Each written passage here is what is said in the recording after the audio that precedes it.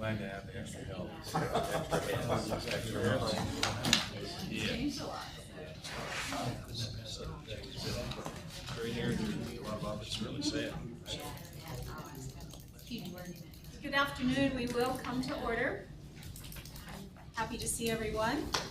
Have some new people at our table that I want to introduce. First of all, we have two new governors who have just been confirmed by our Senate.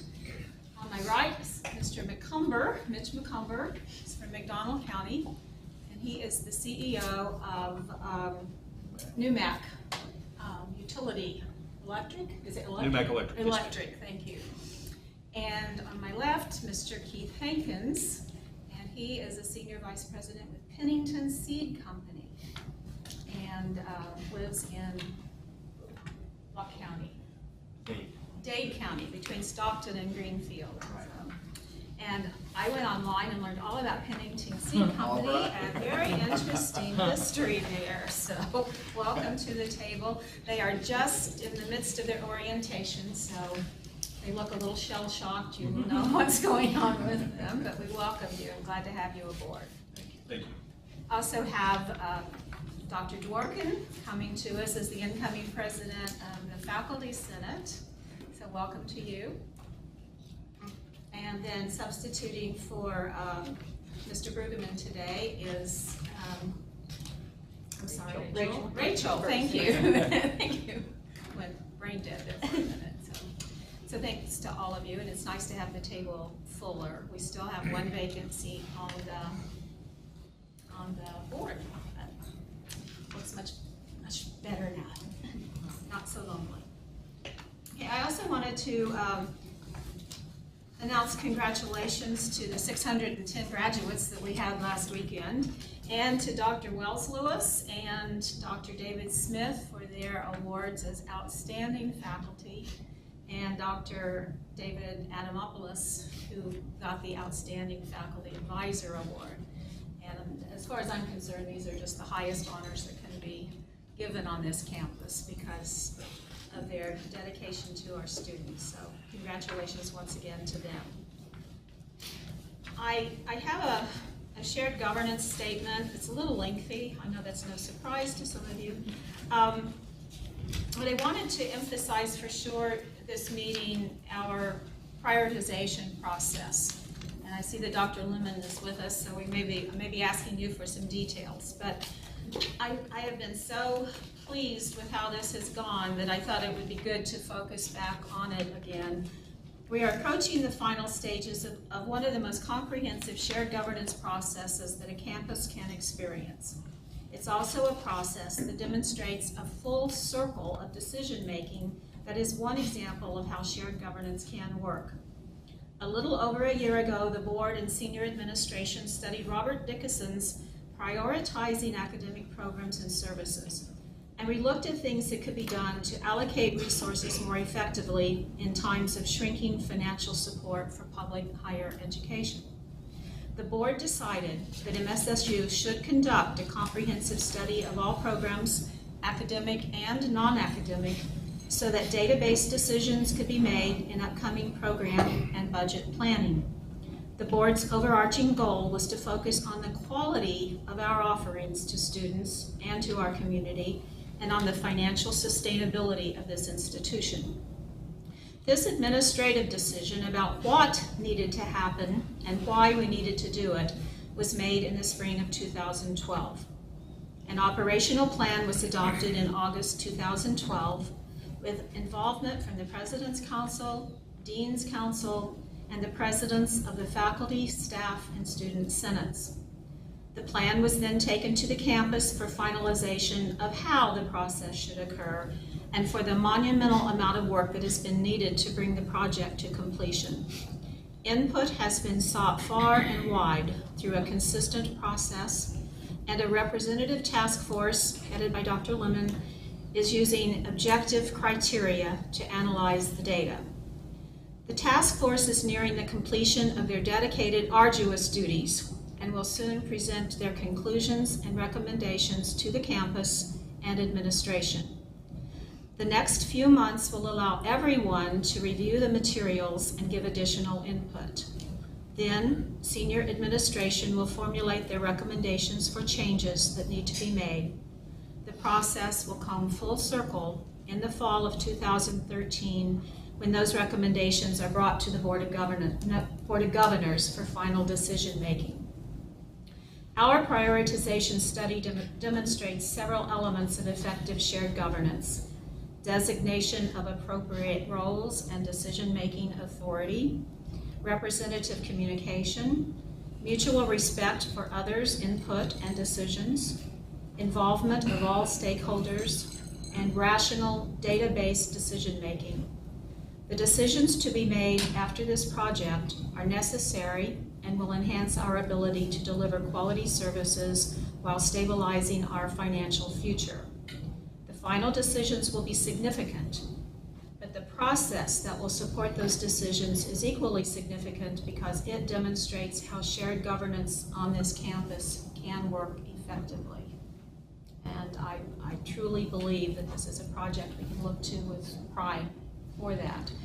And I also want to emphasize that these next few months are going to be crucial because the data, the reports from our task force are going to be available for campus-wide study through the internet. And I want everyone has a stake in this, and so I encourage all VPs, deans, department heads, everyone involved to make sure that your people know that that information is available to them. I told you it was lengthy.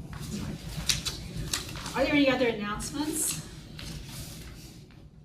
Okay, then we will move to approval for the minutes of the April 19th meeting. A chance to read and review. Do I have a motion for adoption? Mr. Anderson moves that we adopt them as written. Second. Mr. Walter seconds the motion. Is there any discussion? Then all in favor, please say aye. Aye. Thank you. Move to our treasurer's report. Ms. Ice, please. Thank you and good afternoon. We'll look at the financial statements for the period ending April 30th, 2013. As always, we'll begin with the cash graph, and it reflects cash at $16.6 million, which is a $2 million increase over the prior year. We've gained ground due to a decrease in some of the funding that we had last year from some major construction projects. And we've also gained ground, you'll recall we began the year down $4 million. So this is a positive change in cash position. So we move to the statement of net assets. The total assets are $125 million. Total liabilities are at $30 million. And this gives us total net assets of $95 million. We move next to the comparative statement of revenues, expenses, and changes in net assets. We look at the difference column comparing the 2 years, and it reflects a decrease in operating revenues of $668,000. Operating expenses have increased over the prior year by $561,000.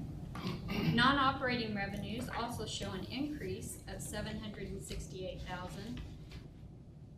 The current year shows an increase in net assets of $4.7 million. The prior year showed an increase of $5.2, which gives us a difference of $461,000 between the 2 years. Other items in the treasurer's office, believe it or not, it is audit time again. You will recall that BKD was selected for the external audit. They will be on campus in a couple of weeks, and when they come in June, they actually start the review of the student financial aid, and they do look at some of the finance items at that time. The year end is June 30th, and as a reminder, we want the campus to be aware that they need to complete any year-end items by July 9th. Then the auditors come back again in August for the additional finance field work. So it'll be a very busy few months in order to close out the year, and once again, we hope to present the results at the October meeting. That's Seems my like they report. just left campus. Boy, howdy. Any questions from Ms. Ice? Is the audit prepared out of the Joplin office or Springfield office? They come from the Springfield office. It used to be the Joplin location. They've moved those services to the Springfield location. Thank you. Any other questions? Then I need a motion to accept the treasurer's report as presented. So moved. Mr. Fleischaker has moved. Second. Mr. Walters seconded that we accept the treasurer's report as given. All in favor, please say aye. Aye. Mr. Yost, Vice President for Business Affairs, your report. Thank you. I'll start with a very brief construction report. We only have one project going on campus. If you're outside the building here and on the oval side, you'll notice that there's a bunch of ground that has been turned and all the concrete is removed. We had a tremendous groundbreaking ceremony a couple of weeks ago for the lion icon sculpture in Plaza. That was a great turnout, and I appreciate everybody that showed up for that. R.E. Smith began their demolition last week, and they were completed with that demolition, so the ground is prepared now for the new plaza to be placed on that. That will be worked on over the summer months and should be unveiled by the start of the school year in the fall. That's it. Short and sweet. Any questions? Okay, thank you. Our athletic director, Mr. Brueggemann, is in Minnesota today with our well-performing Lions baseball team. So he has a substitute. And Rachel, would you introduce yourself to everyone? My name is Rachel Burleson. I'm the Assistant Athletic Director for Administration and Compliance. Compliance. Yes, ma'am. Fun. Big word. Right now we have men's track and field. They have Tom Rutledge, actually, they're taking him to the official championships for the NCAA, and it's his last meet after retiring for 24 years. The men's team has qualified 6 individuals and 9 events. The women's team has qualified 6 individuals and 7 events. That championship will be next weekend in Pueblo. The baseball team, like you said, is in Minnesota right now. They had 7 players that were named all MIAA, and they won actually the 2013 MIAA championships. So they are in the regional tournament. They play tonight at 7 o'clock against Mankato. Softball had 3 players named to the all MIAA, and they finished their season 26 and 24. Golf had finished 6th in the MIAA, and Ryan Burke was named the all MIAA golfer. Football, most of us know, but Brandon Williams was drafted in the 33rd round, 94th overall pick to the Baltimore Ravens. Upcoming events, we have Southern Fest for 2013, August 1st and 2nd. In the MIAA news, we have conference meetings June 6th and 7th, which will be in Kansas City. And Warren Turner will be that same weekend inducted into the MIAA Hall of Fame for baseball at Missouri Southern. NCAA news, the ISSG was just finalized and turned in. We've submitted it and we're starting to implement things in July. And then we also had the blueprint review. They were here last week. The team was, they should have a report back to us in 3 weeks. So we want to say thank you to everyone that helped. That was a massive project, so we appreciate that. The Joplin Sports Authority Regional Hall of Fame, they're inducting 2 people from Southern right now. Tom Rutledge will be in on this weekend, and the 1992 National Softball Team, Championship Softball Team. The linebacker annual campaign wrapped up a couple weeks ago. We're proud to say right now that we have increased the overall memberships from last year. Those are the numbers there. And then we wanted to say congratulations, obviously, to our 30 student athletes that graduated this past weekend. And then lastly, we had our all-athlete banquet Tuesday on May 7th. We had a community service award winner, which was Emily Paulus from women's track. She had 5 times what we asked of her in community hours. The female student athlete of the year went to a women's soccer player, Megan Stevie.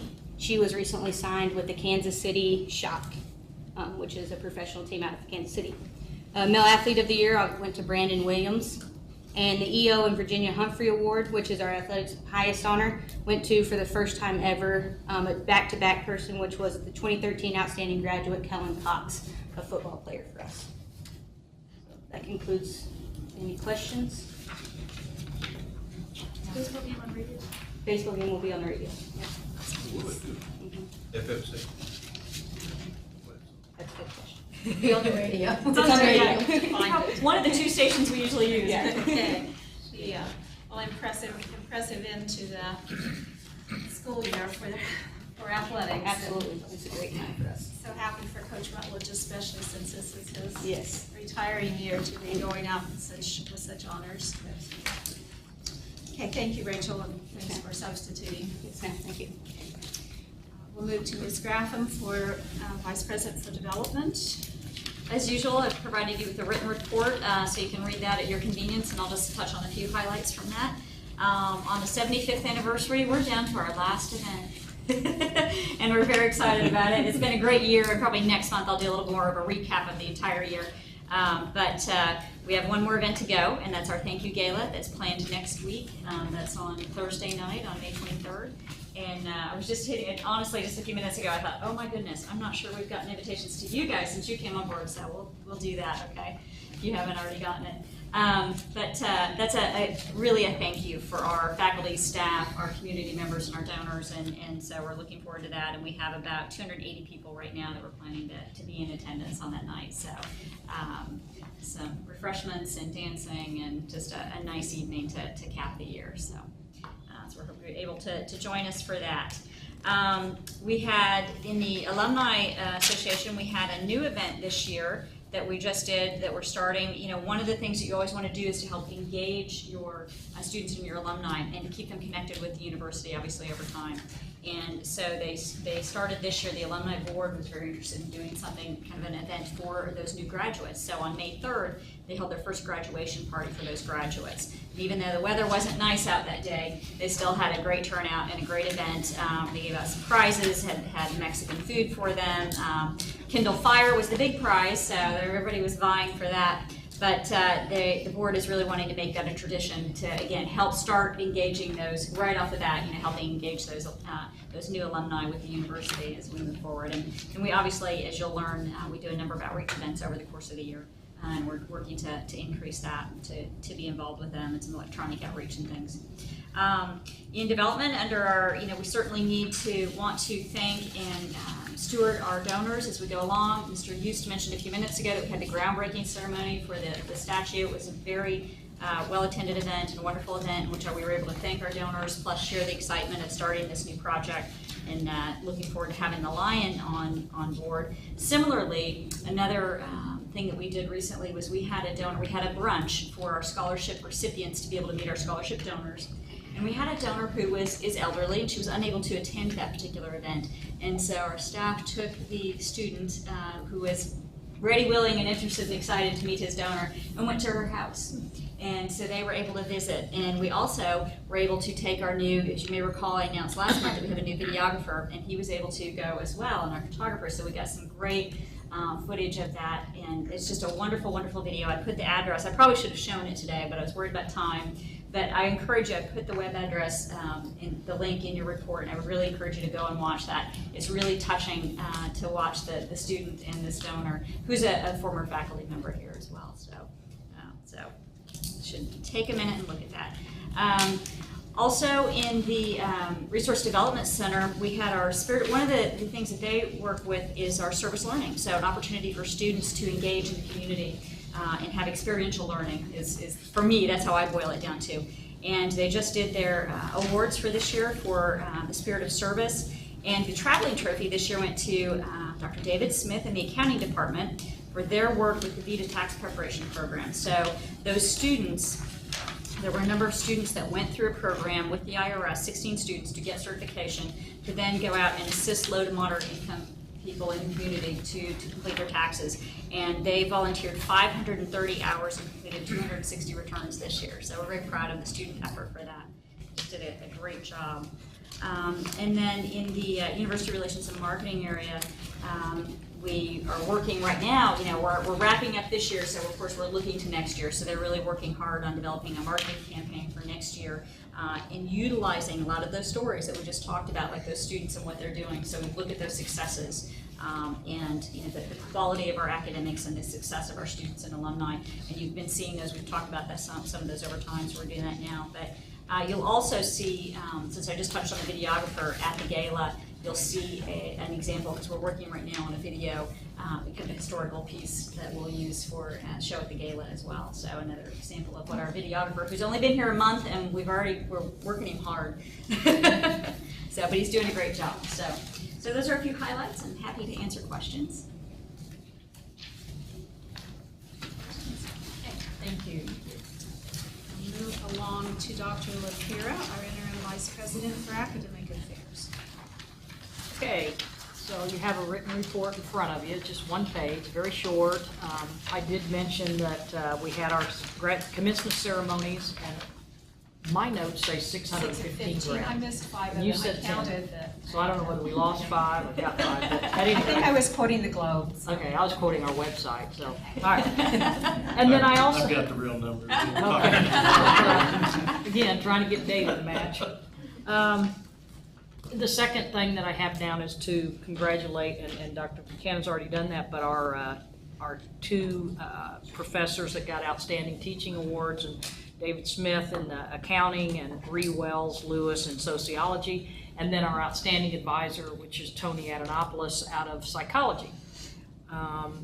The all-faculty meeting was held April 25th at 3 o'clock, and one of the things that I handed out, and I gave each of you one of these. This is our second edition of our Focus on Faculty newsletter that I put in front of you, and once again, it is aimed at highlighting some of the achievements of our faculty. We all know that they do a great job in the classroom and that they advise students, but one of the things that we haven't done a great job of was to share with you some of the other achievements that they have. And I've been very amazed at the things that our faculty do, and we have found from one another, somebody say, oh, I didn't know you wrote a book, oh, I didn't know you did, I didn't know, and so now you know. And this is our second edition, and Crystal and I gather all of this, and it's gotten to where we really can't include it all, so we've had to narrow down what we put in and what we don't, but when you have an opportunity, if you'll look over that, I'm very pleased with it, and I congratulate our faculty on all that they do. Dr. Grosbeck is our Dean of Business, and he is currently in China, and he's meeting with, I think, 4 different universities over there to establish some dual degree programs, so we've got that going on. We also, this week, we submitted a letter of intent to participate in what they call the Missouri Completion Academy. And this is going to be held in September in St. Louis, 11th and 12th. And this is funded by the Complete College America and organized by the Missouri Department of Higher Education. It's designed for institutions and their leaders to assist with strategic planning as they work on their completions on campus. And so some of the topics are going to be reducing time to degree. We're going to look at developmental education and how we're addressing those things. And we are going to be selecting a team on campus to attend this academy. We have our new Faculty Senate Executive Committee, and Dr. Dworkin beside me is our president from English. We also have President-elect Brian Frangzaglia from Music, and Wendy McGrain will be the secretary, and she'll represent the library. Richard Laird from Math is our parliamentarian. Thomas Schmidt from Marketing and Management is our at-large, and then Dr. Hand is our past president. So that's our new executive committee. New hires, you'll see listed there. We have hired 3 new faculty to start in the fall since the last meeting. We have Assistant Professor of Physical Science, Dr. David McKee, Assistant Professor of Kinesiology, Dr. Andrea Hacker, and Assistant Professor in Economics, Dr. Jonathan Adongo. 3 resignations, Kip Davis from Nursing, Tanya Yantis from Marketing and Management, and Ruth Garner from Communications. And then retirement, Dr. Dolores Honey announced that she's going to be retiring as our Assistant Vice President for Assessment Institutional Research, and we are currently searching for a Director of Assessment Institutional Research. It's a big hole. Big hole, fun job. That summarizes my report. Any questions? I got a question for you. The academy you're talking about in St. Louis, how many people do we get to send to that? I believe 6. 6 to 8. Good. Good, thank you. You're welcome. When is that? It is September 11th and 12th.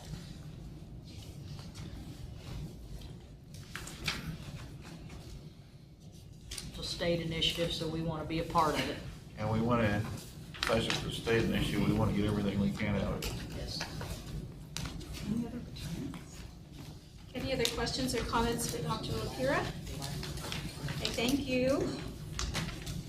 Mr. Fullerton, report from Student Affairs and Enrollment Management, et cetera. Again, you have, as my colleagues say, there is a lengthy report there, but I got all mine on one page with my notes this time as well. But just a couple of the highlights. Student Affairs has secured a $30,000 grant from Missouri Department of Higher Education to implement a majors, minors, career preparation academy. The grant's designed to assist students in exploring, selecting appropriate majors, minors, and career path. Dealing with our students at any given time, we may have up to 800 students on campus that are undeclared majors. And so again, this will help us enhance our outreach to those individuals, as well as work with the TRIO programs, Upward Bound, Talent Search, Project Stay, to reach students at the middle school and high school levels to start educating them and make sure that they have realistic expectations of what it is to dedicate. I want to be a engineer. You might want to have an interest in math and maybe science and be detail oriented. But so we were proud of that, and Nicole Brown Career Services and I will administer that grant. Just a reminder for the folks that were here last month, we handed you a lengthy packet about the Red Cross Academy, and that will be on campus next week. We are partnering with the Red Cross to host that training academy. It'll be on disaster preparedness, health and safety, and administrative preparedness for disasters, and it'll run Monday through Friday next week. The Lions Pride tuition, we are recommending the expansion of that to include all the counties in the states of Arkansas, Kansas, Oklahoma, and then additional selected counties in Illinois. Wanted to say thank you to student activities, athletics, Aaron Lewis and conferences, meetings, Ron Mitchell. We successfully hosted the country music group Gloriana on April 30th, and if you're like me, I didn't have a clue who they were. I knew the songs, didn't know that that's who they were, but they were up for 3 nominations for the 2011 American Country Music Awards, and we had approximately 1,800 people in attendance at that event, so a fantastic event, and wanted to thank those individuals that made that happen.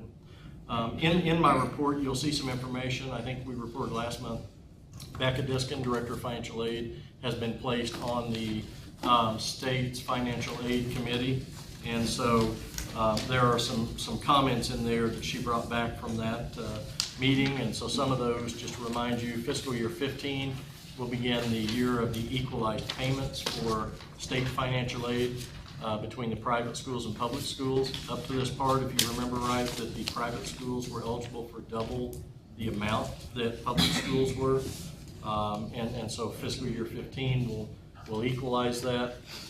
In addition, there was a comment in there, and you probably saw in the news, that the governor's expanded the A+ program throughout the state of Missouri, and we're just curious, again, as some of these programs expand, where the additional funding will come into play, and so we'll definitely keep an eye on that and make sure that we update you as need be.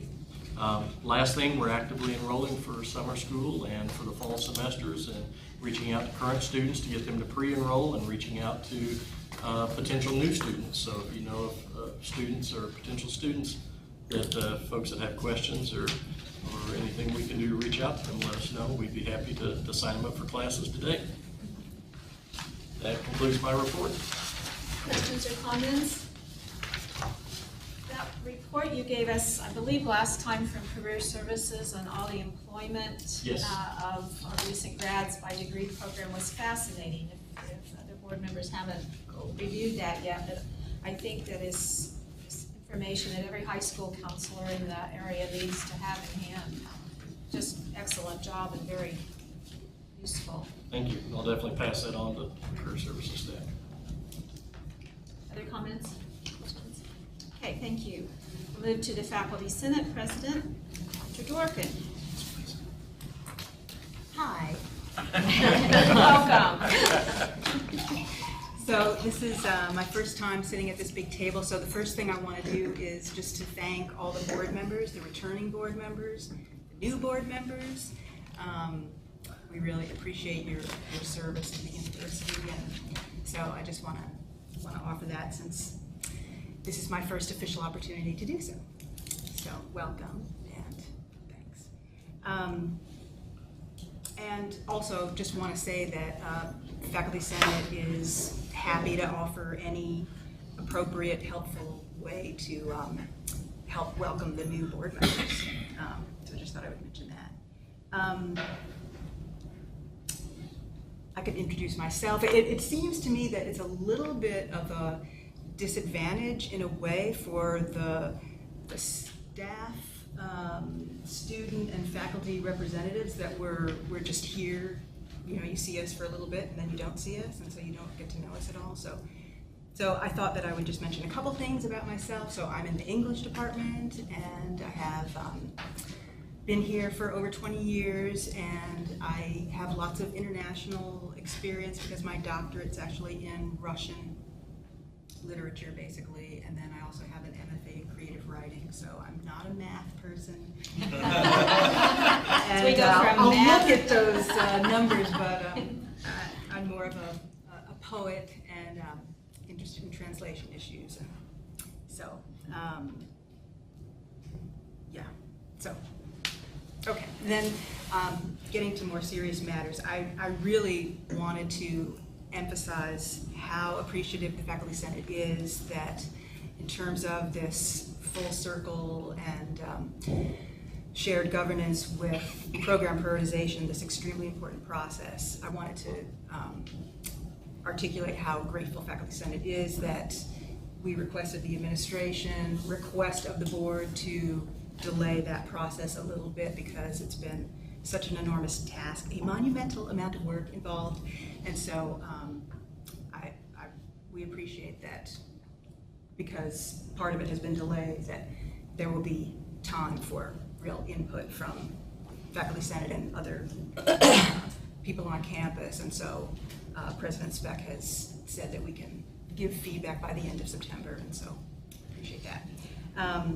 Also really appreciate and am somewhat relieved, I think that the Senate was relieved that we have the amendment to Senate Bill 67 on hold, and Senate definitely looks forward to having any future campus dialogue regarding possible changes to academic programs, you know, in terms of program prioritization, and then also certainly in terms of whatever would be articulated in statute or not, so appreciate that. On Senate, academic policies had a number of things that went through, lots of updates to courses and revisions, and the thing that I thought I would mention about that was especially lots of changes to the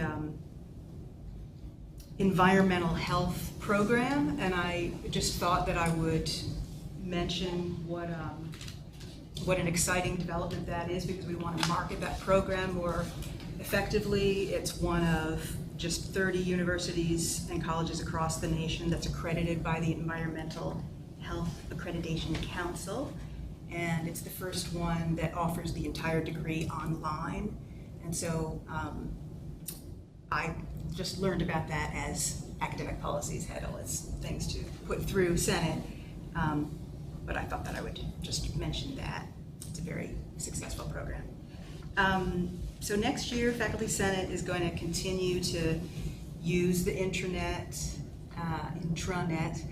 to try to facilitate further communication and cross-pollination and shared governance mechanisms. So that's going to be one of our things that we'll focus on. In terms of process, and I agree with Dr. Buchanan that process is just as important as results, and so we're trying to continue to work on various aspects of process for Faculty Senate, including having a handbook committee so that we can formalize a lot of changes that are made. Dr. Lapira already mentioned some of the shift that we have in terms of executive committee. So pleased to have those new members helping me. And then I also thought I would mention, we're really looking forward to the Italy semester in the fall. Lots of interesting events lined up for that. So stay tuned for the nice brochure that will be coming out. That's really an occasion for lots of community involvement, lots of kind of good PR for the local community that we get to do during our fall themed semester. Speaking of outreach, although it was mentioned at the last board meeting, at that point it was just planned that we were going to have that event with the Joplin High School. And so I just thought I would mention that was a very successful event. So I know, at least for the English department, we ended up talking with all the English Joplin High School teachers for well over an hour. It was a very active discussion, very productive to have that new connection. And then I also just wanted to say that the retirement ceremony on May 7th was really moving because we had some crucial members of the community that are leaving us, and so that was a very nice event to thank those retirees for their service. And in particular, there was a resolution that was read from the Student Senate that was awesome to use. But it really was just so moving, and we were really grateful to hear that appreciation for especially faculty and other retirees. So,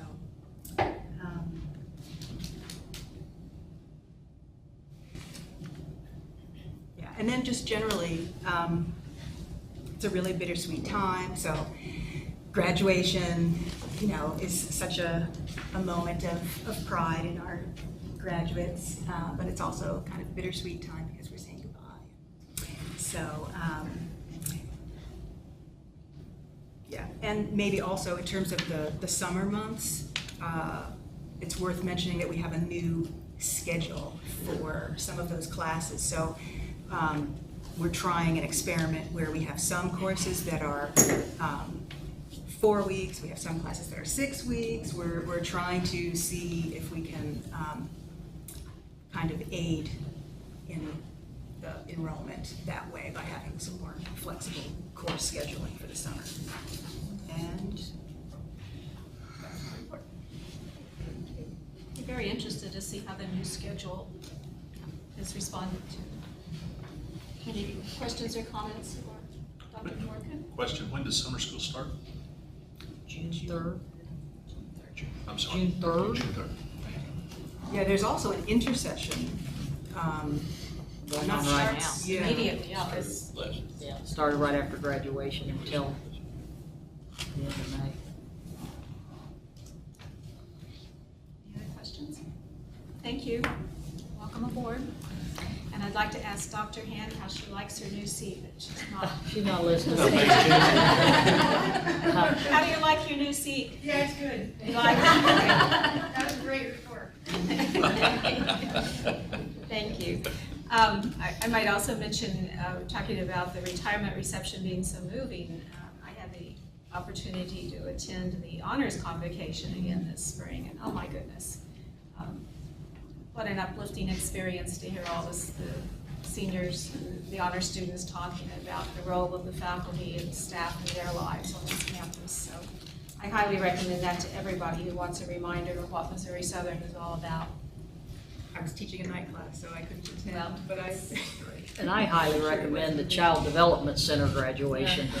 My gosh, the preschoolers are, you talk about, they leap off the stage. Both ends on They that hug switch. you. I mean, it's like, woo! It's Well, great. faculty felt very hugged. Yeah. Those who attended the retirement Yeah. ceremony. That was a nice verbal hug. Thank you. Okay, Ms. Arwood, this is your next to the last meeting with us? Technically, it is my last Your one. last I meeting. will be on vacation next Oh. month. Oh, I'm glad I asked. First thing I want to do is begin by recognizing the most recent Southern Service Champ Award winners. As you'll recall, this is the peer recognition. Even if you're not a winner, you still get a copy of your nomination form. It's a nice pat on the back from fellow staff members. Our winners this quarter were Mike Fox, who's a supervisor in the mechanical maintenance area. Terry Thornton is a cashier in the Bursar's office. And Alicia Hughes, who happens to be here, our Bursar, was the third winner, and she is also the next Staff Senate President. So I would like to welcome Alicia, and you'll be seeing her next month in this city. Okay, welcome. We met last week, and once again, we saw an increase in the staff attending. The numbers continue to increase, which is very encouraging. We're here for them, and the fact that they're interactive is a very positive sign. So we're encouraged by that. Committee work never seems to stop. Last week, we were looking at ways to increase staff morale, interaction, and involvement on campus. And we had quite a few discussions, and the highlight, I thought, was the fact that our staff possess so much knowledge, and they have such amazing skills.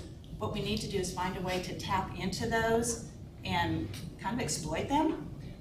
Because we learned things that other departments were doing on campus that could work campus-wide, that could work community-wide. And so we're looking at various ways to bring different groups together and share that type of information. Right now, we're getting ready to go through our own transition. Faculty sent us, it's a couple months ahead of us in that. We're looking for nominations for the upcoming open Senate positions. Our transition will take place as of July. Right now, we have 2 professional and 5 classified seats that will be open, professional being more of a salary position, classified being more of an hourly, for those who aren't aware of the terminology. And the nominations are due by next Monday, and then the elections will take place later this month. And our next meeting is scheduled for Wednesday, June 12th at 9 a.m., which will be my last official act. If you don't have any questions, this is my final report. Questions? Thank you. About how many do show up at your meetings? Usually the number I would growing. say 10 is actually a very good number, because we've had meetings with nobody in attendance. And so you see one person, you get excited, and then you see 3 people and you get excited, and it seems like each time there's more. I don't officially count. One thing we do try to do, even though it's technically not protocol, we involve them in some of our discussions, because we think being involved and being able to share information is one of the best ways to get them to interact and get them to tell more people to come, and then so they know they have a voice. When do you know, what time of when do you normally have them? I mean, It's at 9 a.m. 9 a.m. or Second Wednesday of the month at 9 a.m. Well, thank you for your service and what you brought to us. Thank you very much. We wish you well. Have a happy vacation. I'm looking forward to it. So Alicia's actually starting early, so you can go on vacation. Yeah, as I recall, Greg did that to me last year. Okay. We've set I a remember that happened, tradition. so we'll look forward to having you take her chair. Thank you. Then we'll move to the Student Senate and report from Mr. Haas. Well, I don't have a whole lot to report on. Finals are over, and so all the students have checked out, as if they didn't check out 2 weeks before finals. Along with the faculty and staff senates, we've had a leadership change. I did not seek re-election for the presidency, and so Noah Triplett here was elected in April, and so you'll be seeing him here next month on instead of me. So I extend my congratulations to Mr. Triplett. And we're also very excited about the statue finally coming to completion. We appreciate all the Board of Governors and all the administration who was able to make it. We show your support, and we really appreciate that, and thank you. Other than that, I don't have anything else to report on. Does the Student Senate meet during the summer? No. Well, the Executive Council Executive. will, the President, Vice President, Treasurer, and Secretary. So you will be busy then. Well, welcome. We'll look forward to having you join us. And thank you very much, Taylor, for your service. Okay, board committee reports. I know the Personnel Committee has met a couple of times since last board meeting. We're continuing to work on Dr. Speck's annual evaluation, and we will continue that process following this meeting again tonight. The Budget Audit Committee has met again. Mr. Anderson, would you take it, Yes, please? we met just before this meeting to help finalize the proposed 2014 budget. And we come to the board with a recommendation of adopting the operating expense budget of $76.4 million. And in that budget, it was some items that we approved that are very important, we feel, is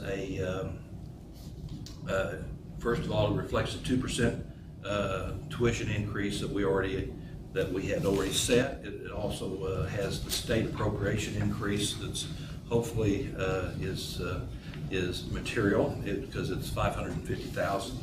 And it also includes capital projects of the Lion Plaza, walking trails to the mall that we're in collaboration with the city.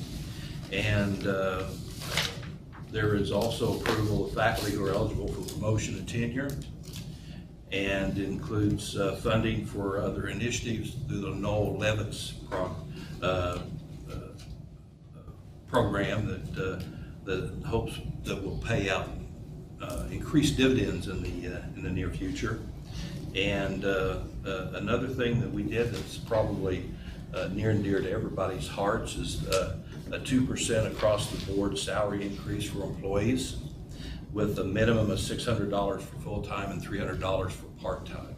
And it's a struggle with the budget we've got, but we felt it was important to show that support.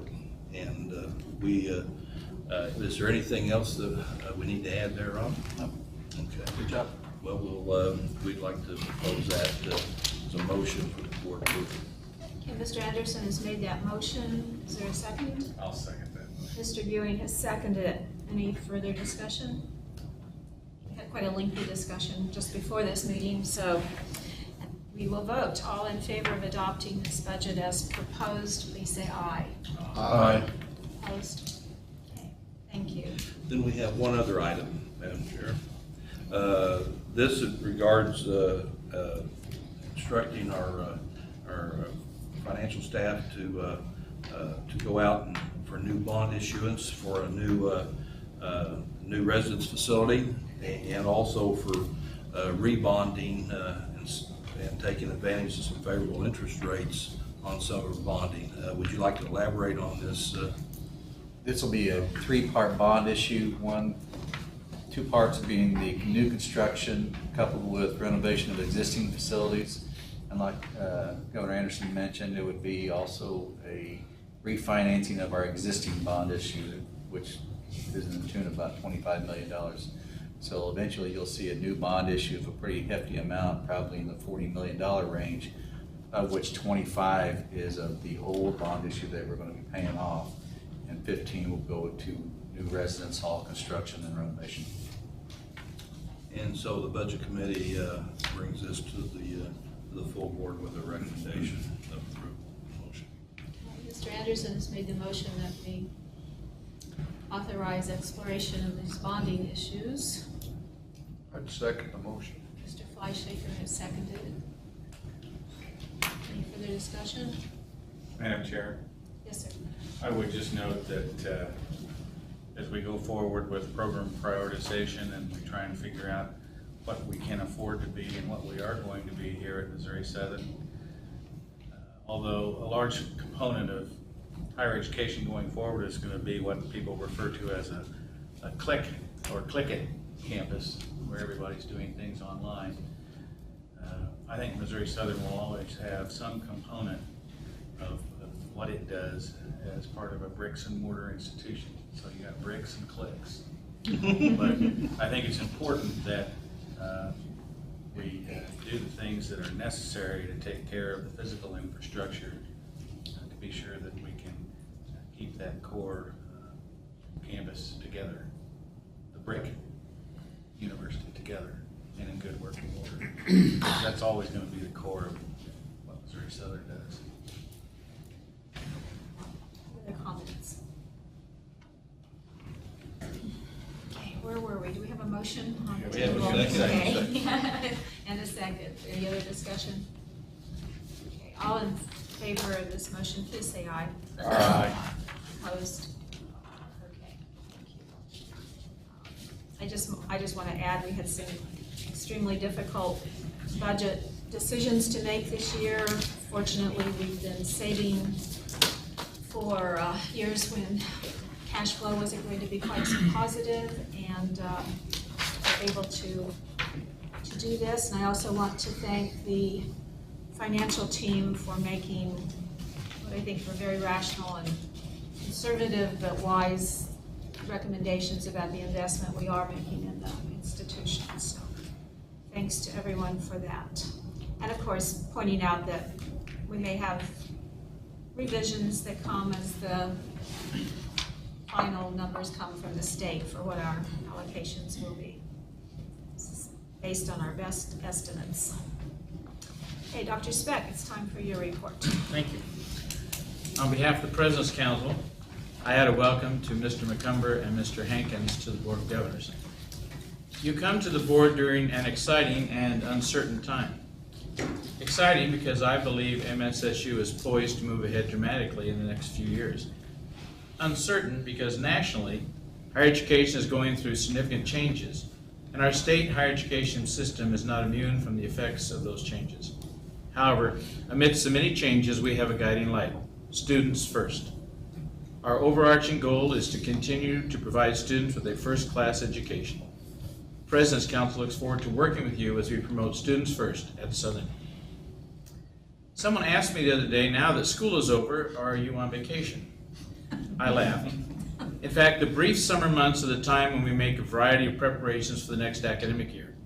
In particular, the President's Council will be reading thoroughly the report from the Program Prioritization Committee and discussing it. In terms of fundraising, I want to solicit sufficient funds to pay for the new plaza in the Oval. So the summer will be packed with work that must be done. In terms of university economics, I believe that over time we will see the fruits of our efforts to improve enrollment and increase retention. We must stay the course and continue to implement recommendations from No. 11s. We have great opportunities at Southern, and I believe that some of our best days are ahead. In particular, I await a decision by KCUMB regarding the placement of a medical school in Joplin, and I am prepared to work diligently to hammer out all the details of a medical school should KCUMB select Southern as the site of a branch campus. The summer is growing shorter as I talk, so I close this report with best wishes for your summer activities and ask if there are any questions. Questions? Okay, thank you. Is there any old business? Madam Chair, I don't know whether this falls under old business or new business, but let's put it under old business. Okay. Darren Fullerton and I had an opportunity to attend the Association of Governing Boards of Colleges and Universities, however long ago that was. Since the last meeting, I've kind of lost track of time. But as Darren went off on his track, focusing on student issues, one of the things that I focused on was things that were of interest regarding academic affairs. And Mr. Walter has served as a lightning rod over the last several years, asking questions of faculty regarding academic quality and how you assure academic quality. And there's a book that's put out by the Association of Governing Boards Press called The Little Yellow Book, called Making the Grade. Now, Richard had read it, and I think others had read it, and it was given to Dr. LaPera, and she did yeoman work, finally, thank you, explaining to us that yes, the faculty really was looking at and concerned with and regularly evaluating academic quality. As Peter Ewell, who wrote this book, says, it is the faculty's responsibility to assure academic quality, but it's also the board's to remind them of that responsibility regularly. And so I had a chance to visit with Dr. Ewell, who wrote this book. And Richard, I have this for you, and I had him sign it.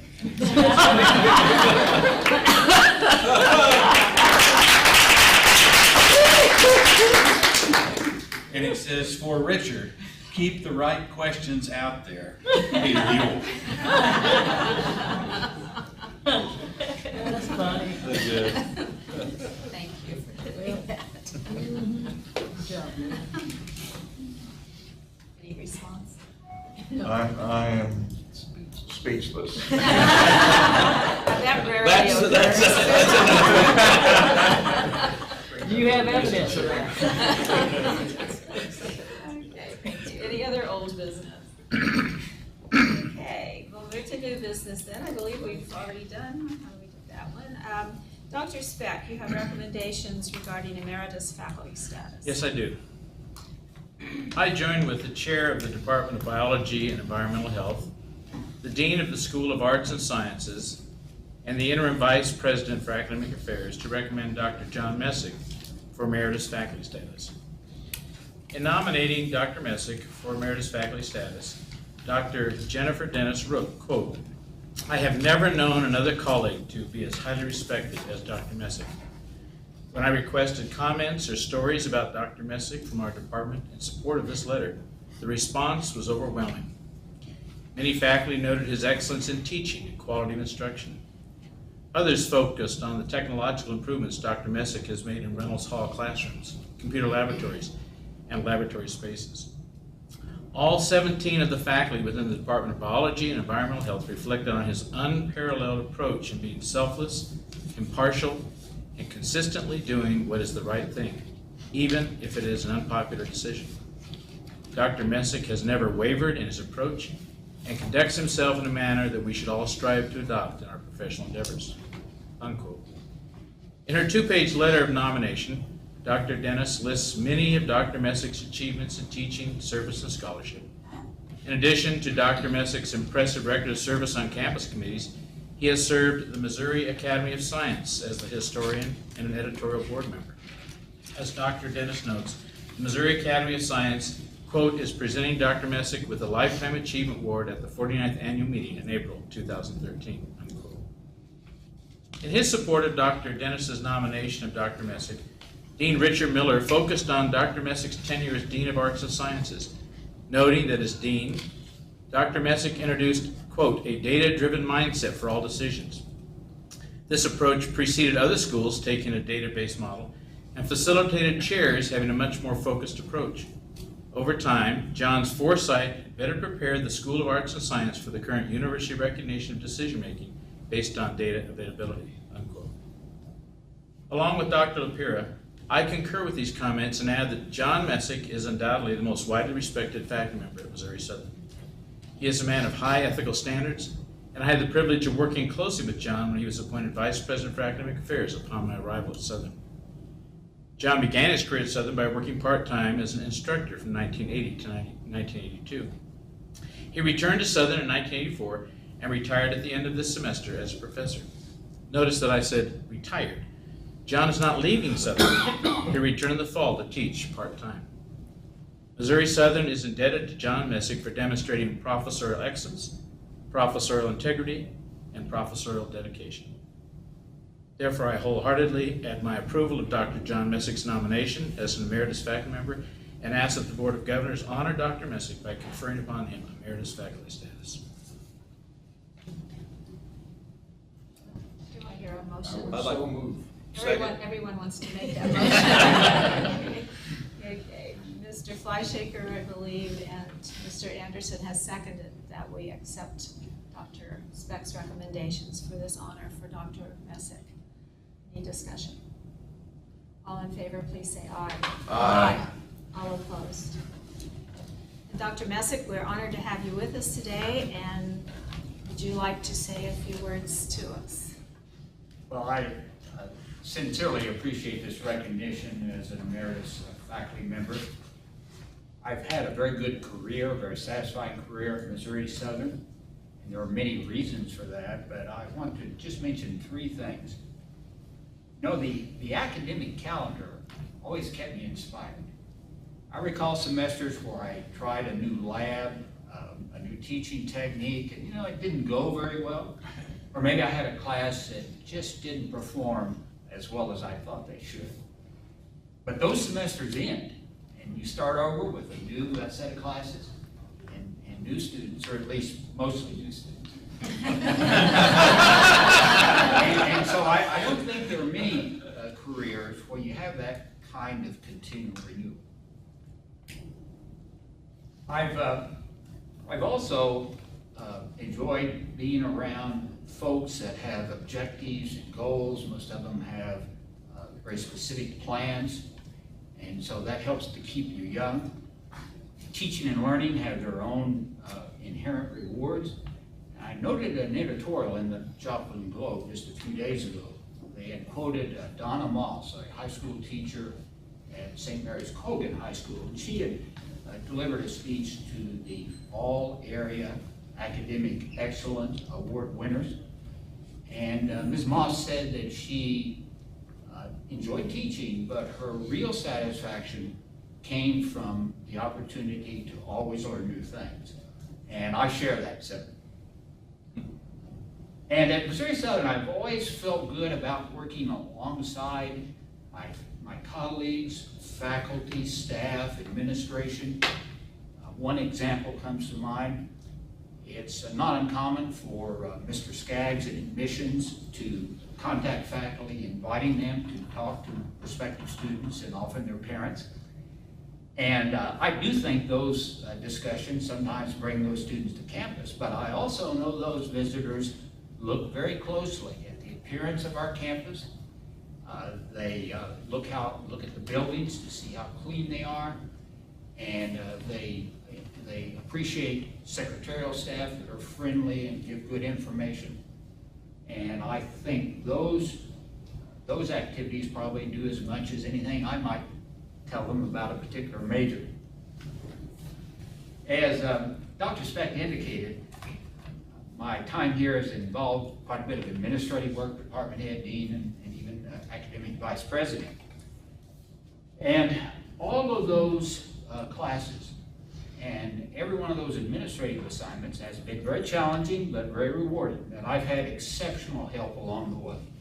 Faculty, staff, administration, my students, and most of all my wife. Nancy, stand up. She has supported me throughout my career here and been very patient. I'm a guy that can kind of get caught up in his work, and I appreciate her for all her support.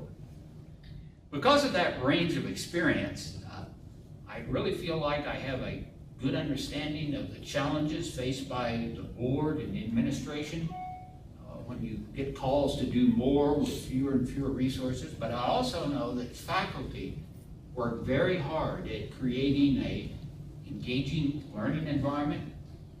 And they do that while maintaining quite a bit of professional activity and research, as Dr. LaFira has highlighted in her Climbing the Hill series, or Working the Hill series. And so Missouri Southern has indeed been a very good place to work. Some of you know I like to ride a bicycle, and it does compare a lot with riding a bicycle. Most of the time I've had a good strong tailwind and a few hills along the way. And I've been able to draft behind a lot of very capable colleagues. So thank you very much.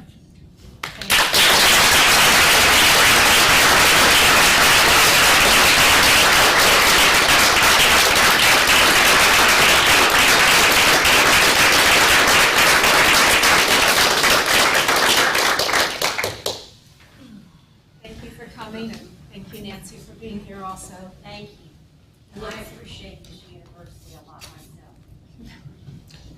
And Still Madam have Chair, a lot of friends around this table. Madam Chair, I'd like to recognize John's better half, Nancy, because she was a past board chair for many years, and always appreciated her work.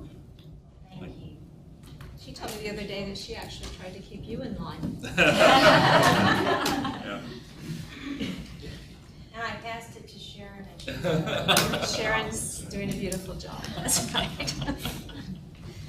Okay, Dr. Speck, I think you have another recommendation for us. It says here you do. Do we have that in the packet? So you're in promotion. Yeah. Yes, we're, it's in there. Is it in here? Yeah.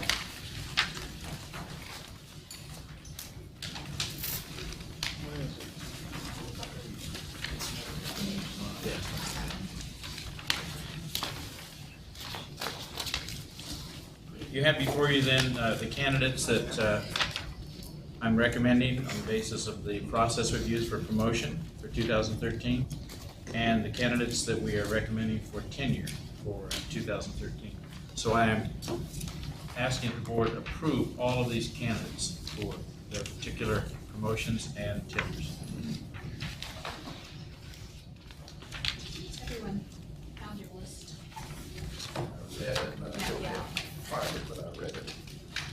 Any questions or discussion? Okay, we need a motion to.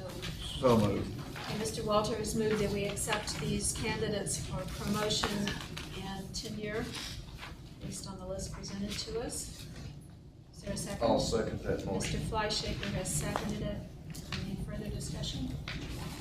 Okay, then all in favor of accepting these as presented, please say aye. Aye. Opposed? Thank you. Congratulations to all of these candidates. Now give this back to you. Yes. And then we'll move to Dr. LaPura. You are bringing some academic policy proposals. Yes, you had a number of reports and proposals. I will say that Mr. Fleischaker did a nice job of thoroughly going through those and pointed out that accidentally, for History 110, David Locker has accidentally attached the History 120 syllabus. So that, in case anybody else caught that, that is a mistake that needs to be corrected, and we'll go in the proper, we'll get that filed correctly.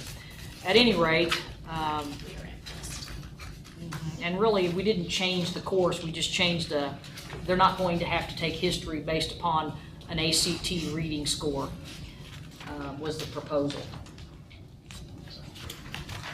So we've had a chance to look at those that were forwarded to us. Need a motion to approve these as presented. So moved. Mr. Anderson is so moved. Second, Second. Mr. Walter has seconded. Any questions or discussion with Dr. LaPura? If not, all in favor, please say aye. Aye. Opposed? Okay, motion has passed. Are there other items of new business? Madam Chairman, I would like to take this opportunity on behalf of myself and my family to thank the university for the beautiful flowers that were sent in memory of my granddaughter, for all the individual expressions of condolences and support that we've received. It's been a tough period, but the love and support we've received has lightened the burden. Well, you've certainly been in our minds and our hearts. So thank you for recognizing that. Okay, our next meeting is set for June 20th. Again, we will meet at 4 p.m. because of the summer schedule. And at this point, we don't have any further committee meetings scheduled, I don't believe, but I'm sure they will come. I need a motion to move into executive session per revised statute Missouri 610.021 subsection 1, revised statute Missouri 610.021 subsection 2, and revised statute Missouri 610.021 subsection 3. Please. So moved. Second. Mr. Ewing has moved, Mr. Fleischaker has seconded that we move to executive session. Roll call vote, please. Rod Anderson. Yes. Sherry Buchanan. Yes. Lynn Ewing. Yes. Jim Fleischaker. Yes. Keith Hankins. Yes. Mitch McCumber. Yes. Richard Walter. Yes. We will do that. In what room are we meeting in? 314. 314. Okay, thank you, everyone. You registered your first